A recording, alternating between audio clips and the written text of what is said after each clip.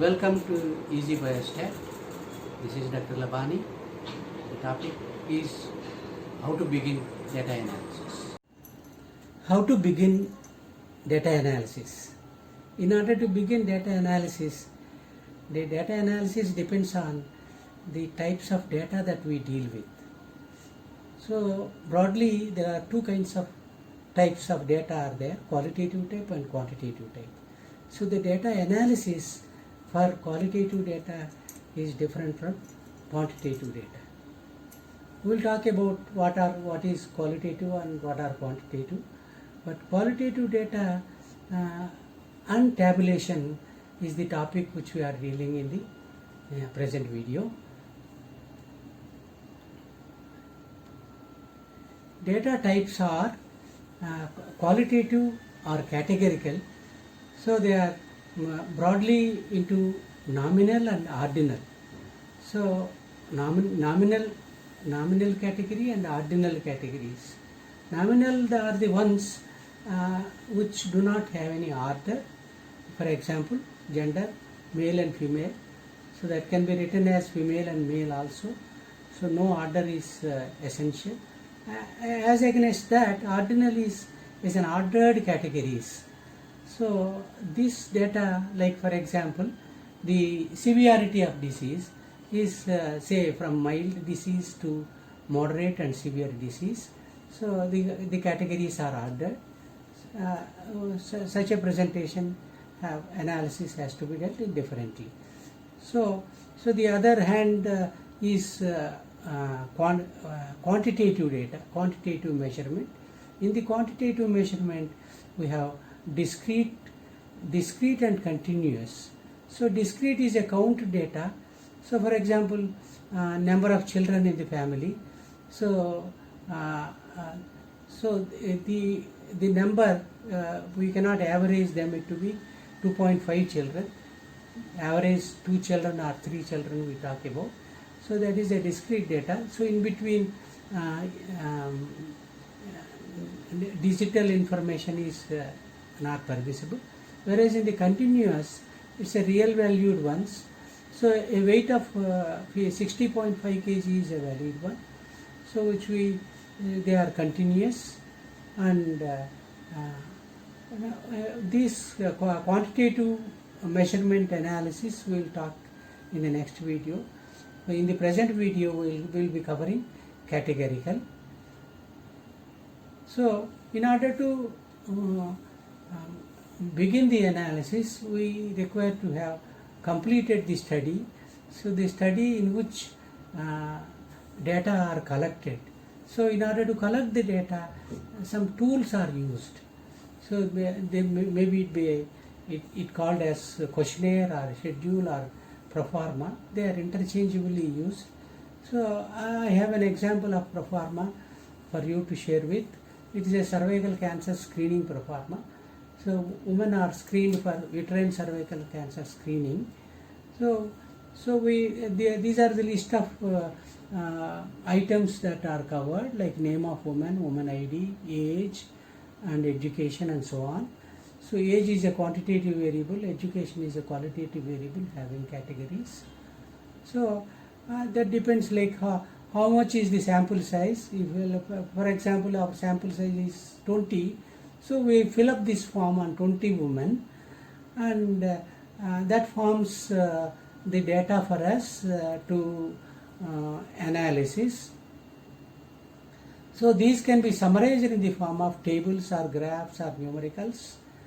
So for categorical data, tabulation, summarization by tabulation we will be talking about now. So for this, these 20 questionnaires can be converted into Excel spreadsheet. So in the first table, I am sharing with you the data of 6 women. They are arranged in an Excel spreadsheet. So the first row is the variable names, and the next 6 rows are the information from different women. So first woman ID is serial number 1, center number 13, so age 35, illiterate, married, Hindu, regularly menstruating and so on. Clinical sign is normal cervix. So this is the full information. So in order to perform the analysis, generally what we do is we code them. Let us suppose education is there. Illiterate is coded as 1 and literate is coded as 2. Primary is coded as 3. So that is what in the next table for 20 patients or 20 subjects we have provided on Excel spreadsheet the coded information, so that we can easily count. So let us suppose education is there. How many ones are there? How many twos are there? How many threes are there? If we just count them and write, so that forms a tabulation. Here tables can be made one-way table or two-way table, are also called one-dimension table, two-dimension table. So they depending on the objective of the analysis. You want only descriptives, you follow one-way table. You want association between two variables, you follow two-way tables. Now this is an example of one-way table. You have seen in the question and pro forma that clinical sign is an item on which we collected our data. So clinical sign is by examination of woman by a nurse or doctor.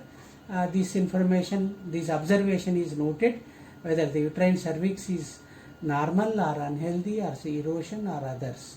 So for total 20 women, this information can be tabulated.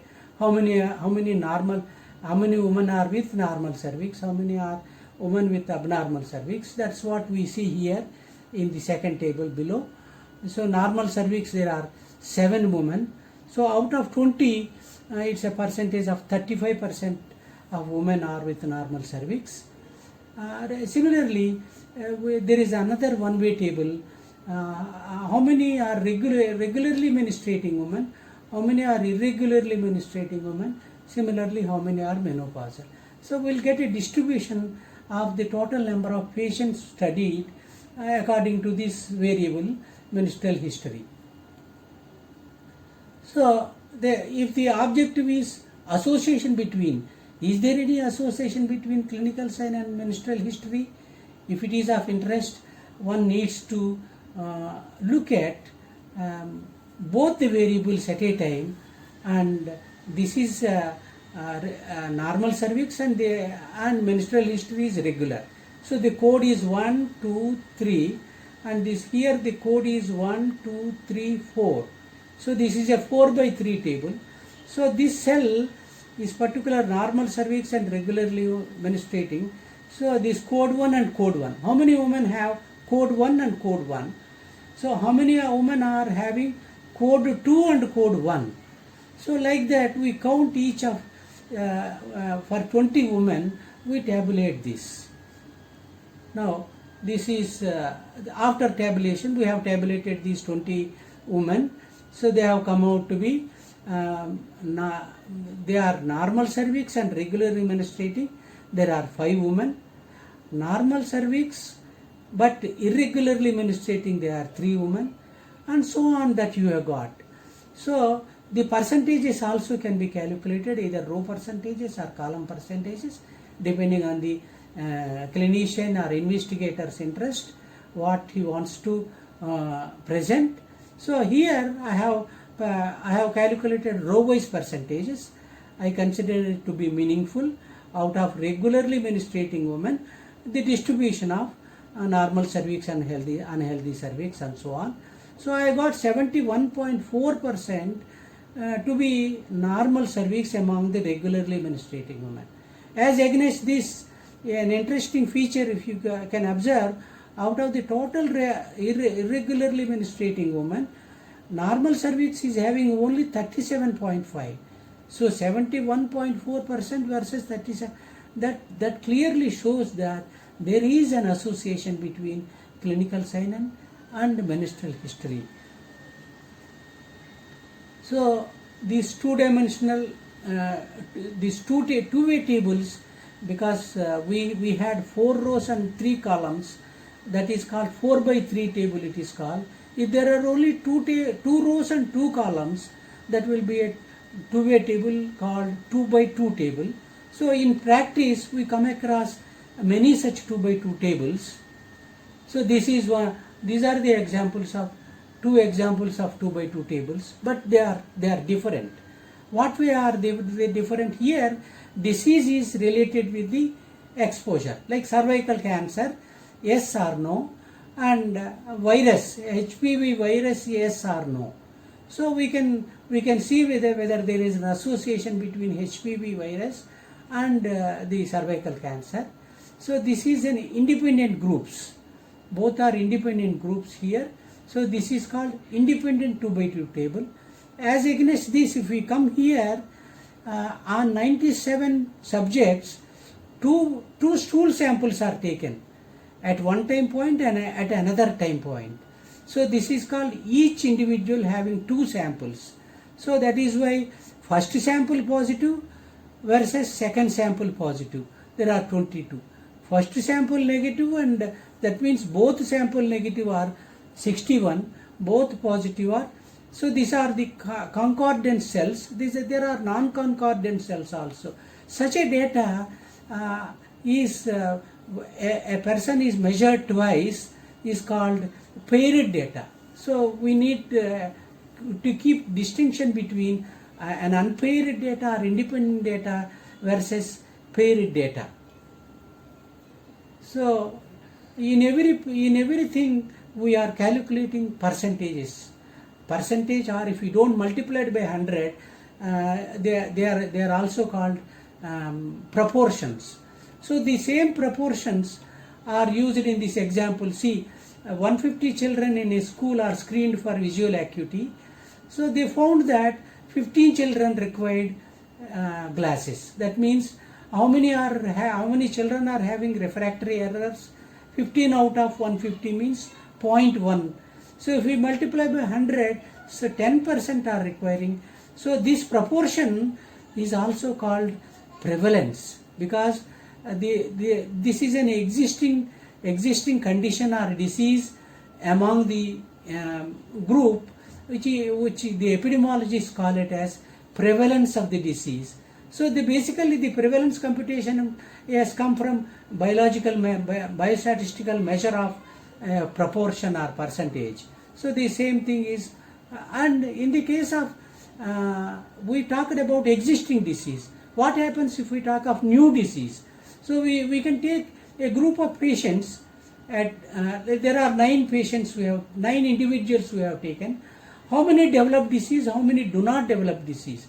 So then we will count over time how many are developing the disease. So there are four individuals developed disease out of 9. So these are all new cases. So epidemiologists, this proportion, epidemiologists named it as this fraction as incidence, because incidence deal with new cases. What I mean to say is, basically the measure is a biostatistical measure. Like as against this, if you are dealing with a dynamic cohort, like not all patients or not all individuals admit at one time. They admit at different time points. So accordingly, if they are admitting different time points, how much duration they contributed, that we take care, and we calculate here instead of incidence proportion, we calculate incidence density. We use percent time, how much time each person. So the subject 1 contributed 2 years, subject 2 6 years, and so we add all person years and how many developed disease in the numerator and disease in the denominator as against the number of patients in the denominator here. So basically here also we are calculating, one is a proportion.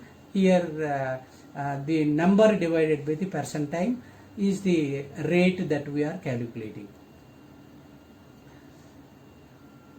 So with this, I thank you for showing your interest for the series.